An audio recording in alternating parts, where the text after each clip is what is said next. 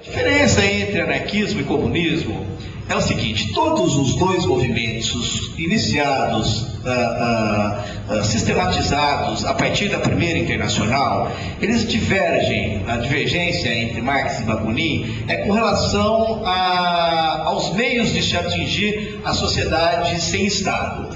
Para o Marx, havia necessidade de se passar pela ditadura do proletariado.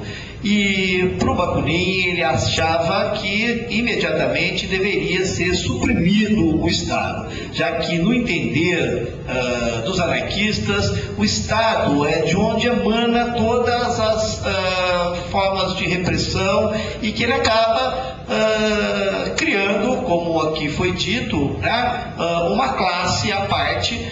O Lippert colocou isso na entrevista. Ele acaba formando uma outra classe dominante.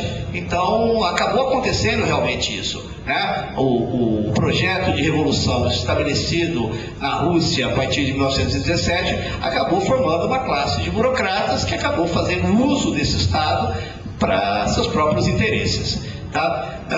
A outra questão que você tinha colocado é sobre a origem do movimento. Se existe um nome, né? Ora, historicamente, os próprios autores que escreveram a história do anarquismo buscam, num passado mítico, a origem do anarquismo.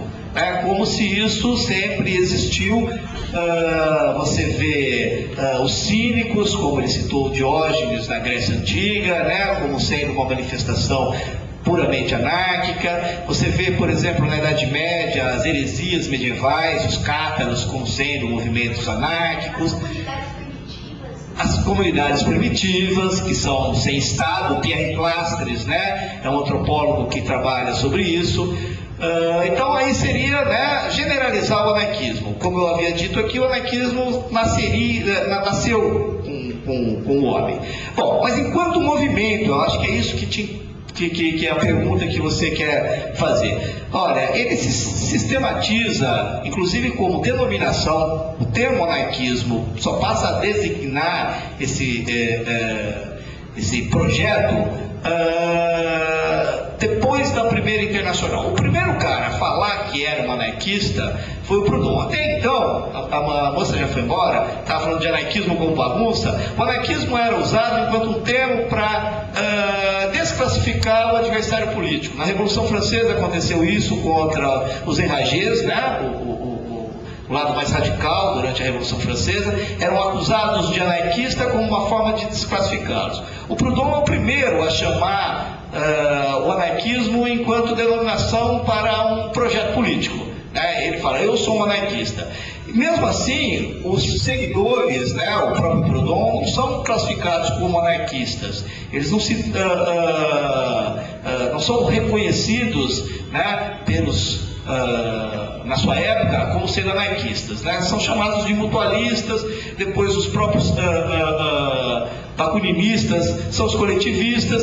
E a partir, acho que da década de 70, entre a década de 70 e 80 do século XIX, é que o termo anarquismo é utilizado para designar essa corrente de pensamento, né?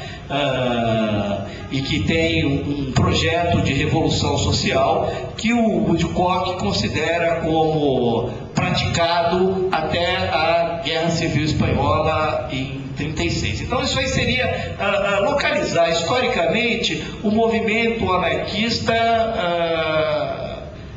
enquanto projeto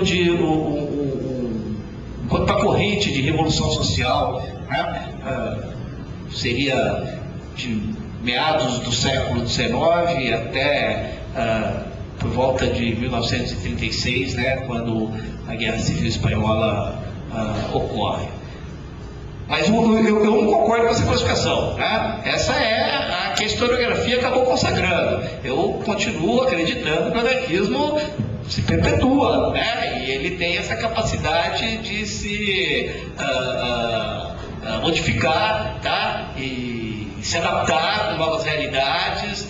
É o caso que eu faço na comparação do amigo do povo e o inimigo do rei, né? Vejo que o anarquismo, ao contrário do socialismo, ele não é dogmático e, portanto, ele tem essa capacidade camaleônica de adaptação com as novas realidades, né? Por isso que eu acho que é uma forma de pensar extremamente atual.